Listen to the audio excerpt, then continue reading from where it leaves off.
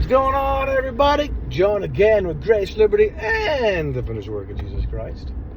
All right, so Matthew 18, I believe it's verse 22, says this: that we should forgive 70 times 7. So, it is commonly understood that this is more metaphorical than anything else. In other words, we're not, 490 times I've forgiven this person. That's it. Sorry. That's it. No more chances. I don't think that's what it means. I'm pretty sure most scholars would agree. Here is something, though, that I've never heard before until recently. I heard somebody say, and they make a very good point, 7 is considered the number of completion, according to a lot of scholars and the ancient Jews believed, right, that the number 7 was considered the number of completion, right? And of course, 70 is just 10 times that number. So, what Jesus is saying is complete forgiveness upon a complete forgiveness. Interesting thought. Not, I'm going to forgive until a certain point, but complete forgiveness. Now, we're people, we're human beings, and we're not infinite, and we do have limits, and it's understandable. But God does not, and His forgiveness is complete. And so, if we are looking then to emulate Jesus Christ, being someone who forgives completely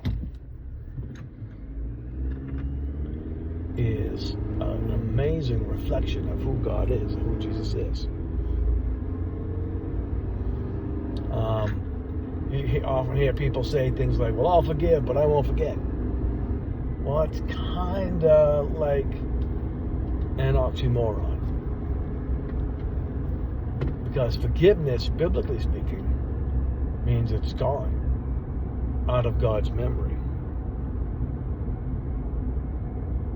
So if there is biblical, godly forgiveness to be had, it has to include not ever remembering or holding it against anybody ever again. Now, again, we're people, we're human beings. I get it.